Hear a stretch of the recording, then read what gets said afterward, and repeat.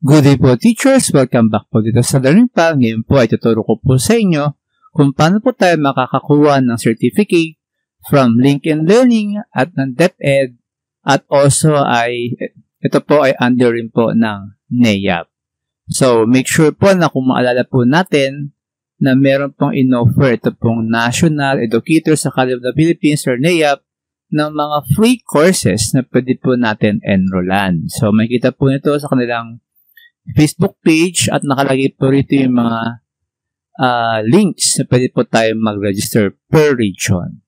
So, sa mga nakapag-register na po ay marami po sa atin nagtatanong kung paano po makuha yung certificate mula po sa LinkedIn Learning. So, kung maalala po natin ay binigyan po tayo ng activation, no? Email, message, and then nakapag-enroll po tayo sa ating learning. So, for example, ito po yung aking LinkedIn Learning account kung saan po natapos ko na po yung mga courses na binigay po ng DepEd. So, ang tanong na lang po ay paano po tayo makakakuha ng certificates dahil marami po sa atin teachers ang nakatapos na po ng mga courses sa LinkedIn. So, una po ay kailangan po natin pumunta sa DepEd Professional Development Learning Management System. So, paano po tayo pupunta rito, teachers? So, una po ay click po natin yung ating Google search at itype po natin yung DepEd Training. At tayo po ay may kita po natin ito po itong DepEd Training. So, click po natin yan. So, hintayin lang po natin na makapasok po tayo sa DepEd Training. So, pagpunta po natin dito, make sure po na nakalagin po tayo sa ating account. And then, click po natin sa may left side, ito pong My Active Courses. So, makikita po rito yung mga courses kung saan po tayo naka-enroll. So, mapapansin nyo po rito, meron po akong learning path title na in-offer po sa LinkedIn. So, marami po yan, teachers, no?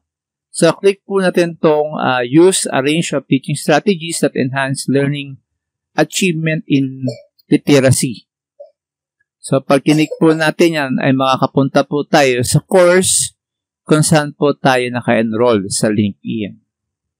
So, basahin lang po natin, teachers, na ano po yung mga dapat natin gawin para makakuha po ng certificates. So, before taking the NAIAP assessment, ay kailangan po natin kompletuhin yung mga LinkedIn Learning courses na ibibigay po ng DepEd. No? Papansin po natin na meron pong binigay na courses yung DepEd po sa atin. So, papansin po ito po yun, no? Assigned by the Department of Education. So, ako po natapos ko na po yung mga different LinkedIn courses na binigay po ng DepEd. Next po is, kailangan po natin i-upload yung ating LinkedIn Learning Certificate doon sa DepEd LMS. So, ito po yung DepEd LMS po, no? Ito pong DepEd Professional Development Learning Management System. And then, ensure you have a solid understanding of the course content as the NAIAP assessment will evaluate your comprehension. After passing the NAIAP assessment, you will receive DepEd NAIAP certificate na kailangan po natin, especially po ngayon na meron na pong reclassification at ang ina-acknowledge lang po ay yung mga DepEd NAIAP certificates and trainings. At pwede rin po itong gamitin to apply for self-directed PRC application. And most importantly, ma-apply po natin yung mga skills and learning na natutunan po natin sa ating LinkedIn Learning courses. So, bigyan po natin ng sample kung paano po tayo makakakuha ng certificates po, no? So, dito po, learning how to increase learner management. So, dito po, may nakalagay po rito na kailangan po natin i-click yung submission button sa baba.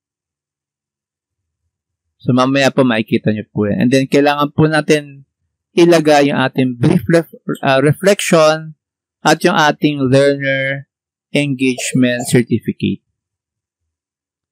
So, since natapos ko na to, mag-move na po ako sa next part, sa information literacy.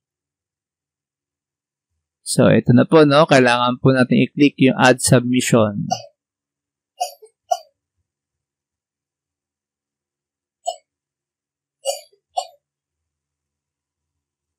So, click po natin itong add submission, teachers. And then, makikita po natin sa baba, ito po yung ating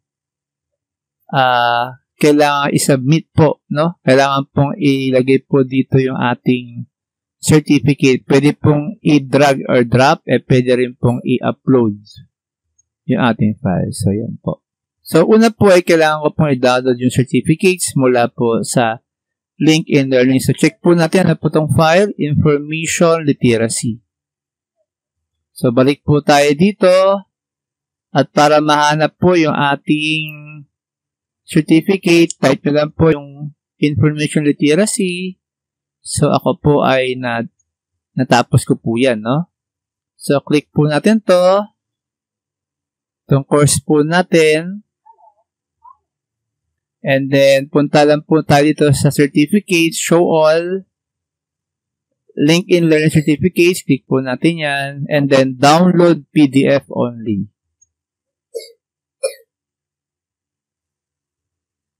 So, yan na po, no? Kailangan po ay yung course at yung pangalan po natin ay nandun din po. So, i-upload po natin yan dun sa ating pong DepEd training.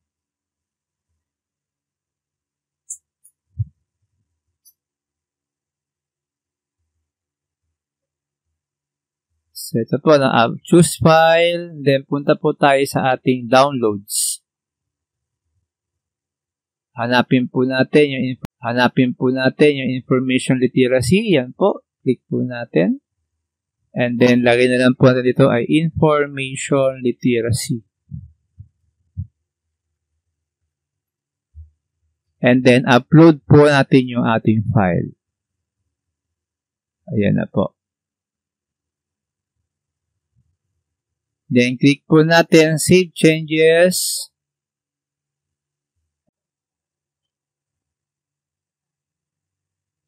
Okay, so yan po, makita po natin na na-upload na po natin yung kailangan na certificate para po sa bawat courses sa LinkedIn. So, after po yan, click lang po natin dito yung next activity. And then, kailangan po natin sumagot ng quiz para po sa assessment for the use of a range of teaching strategies. At kailangan po ay makakuha po tayo ng, I think, 80% above sa quiz na to. At pag tayo po nakakuha na po ng passing score, ay pwede na po natin mabuo yung ating certificate. So, ito na po yung aking certificate, teachers. At ayan na po, meron na po tayong isang certificate mula sa LinkedIn Learning. So, ganyan po yung gagawin nyo sa iba pong mga courses na binigay po, nakatulong po sa teachers para po malaman po natin kung paano po tayo makakuha ng certificates from DepEd and NAIAP and LinkedIn Learning para magamit po natin sa ating reclassification. So, kung meron po tayong questions or clarification, lagyan nyo lang po yan sa ating comment section. And don't forget po to follow dahil magpapakita pa rin po tayo ng mga tutorials how to get DepEd NAIAP certificates. Yun lang po at maraming salamat.